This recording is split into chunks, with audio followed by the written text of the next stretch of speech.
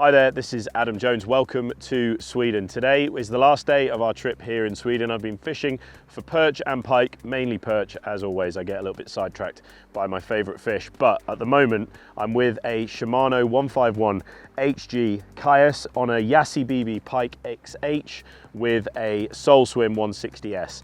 The reason I'm here, stood out, casting a few down the side, is to talk to you a little bit about this amazing little Caius 151. This is a brilliant little entry-level bait caster to get you out there casting some baits and getting used to bait casters. I'm going to talk you through a little bit about exactly how I'll go about setting up this reel, a bit about the Caius, and a little bit of casting with this Soul Swim. So come with me.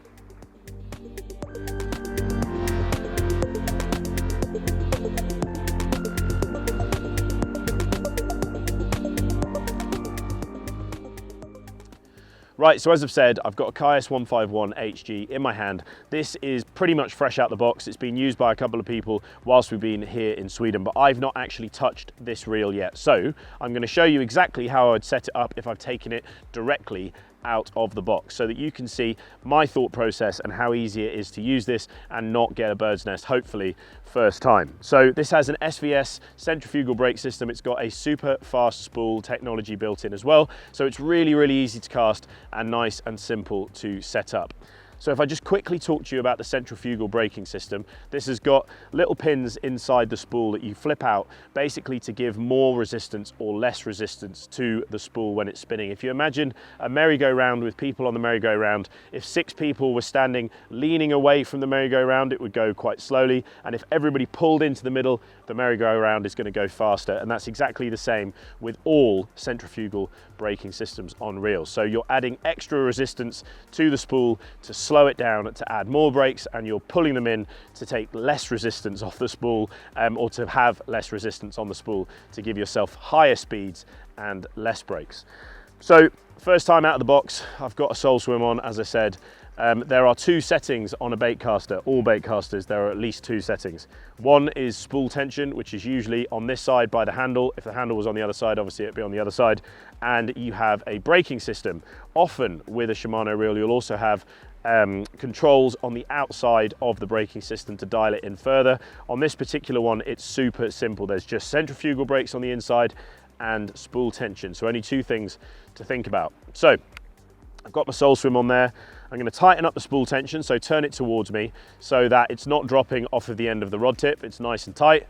And I'm going to just work that down, so turn the spool tension knob away from me until that starts to drop. Now that's perfect. It's dropped off the reel, it's hit the floor, and I've not had to do anything with my thumb, and the reel's not blown up. So as a first time baitcaster user, that's what I'm going to go for. So I'm just going to get it to the point where if I let go and it hits the floor, there's no backlash on the spool. Now, if I open up the side of this Caius, you just flick this switch on the bottom, slide it to the side, and open up the braking system.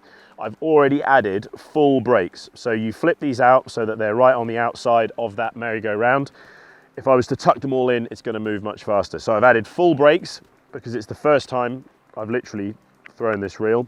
So what I don't want is an embarrassing blow up on camera. Then I'm going to test this. So cast it out there, and to be honest, if I'd done nothing with my thumb, I probably wouldn't have had a blow up. Like I said, for camera, I will test that theory for you. It's a bit dangerous. This could be the end of the take, but I won't have to do too much with my thumb. When this hits the water, that hasn't blown up at all. So what that tells me, and to be honest, with that casting distance, it could be absolutely fine like that with maximum brakes and the spool tension set as it is. You're going to have a brilliant day's fishing. You've got plenty of distance on a bait this size to set your reel up. Now, if when I'm casting this, it's slowing down midway through the cast, then I've got slightly too many brake pinions out. So I would open this up and take a little bit of brakes off. So open this up, and you always want to do it in pairs. So you've got 6 centrifugal brakes here. If I pin 2 extra ones in, that's going to take a little bit of brakes off. It's going to allow the spool to run slightly faster for longer, and I'm going to have to put my thumb onto the spool to slow it down. So the simple answer when it comes to setting up one of these Caiuses, but also any bait caster, is get that spool tension running so that the bait's dropping. make sure it hits the floor without blowing up, and then set your brakes to the amount that you can get it so that you don't have to worry too much at the back end of the cast. If it's blowing up at the beginning, it's to do with your spool tension. If it's blowing up at the end, it's to do with your brakes. Once you've got a little bit more adept at using your Caius, you can start to speed up the spool tension, so get it to the point that when it hits the ground, you have to stop it with your thumb and just dial back those brakes, and you're going to have to start using your thumb to control a line on the way out. But that is more advanced. The first thing is get it going so that it hits the floor, doesn't blow up, get your brakes set to the maximum, and get out there enjoying some pike baits. This really is a wonderful entry-level bait caster. And even with that Soul Swim, it's got a lovely casting distance. I could cover loads of water with this and have a brilliant day's fishing. The very last thing that I'll mention before I go is if you're casting into the wind, air side of more spool tension and more brakes, and then dial it back, because obviously the brakes are going to be affected by the fact that your bait is slowing down in the air when you're casting into the wind, which is where you're going to get that overrun from. The spool is going to keep spinning as the bait is slowing down, and that's where you're going to get your overrun. Hopefully that's made sense. Hopefully that tells you a little bit more about this Caius. If you haven't tried bait casting, give it a go. It's super easy to cast, really easy to get it back in, press the button, get it back out there. They're brilliant to fish with, excellent fun, and hopefully you'll enjoy catching a few fish on the bank. Thank you very much for watching this video, and I will speak to you guys very soon.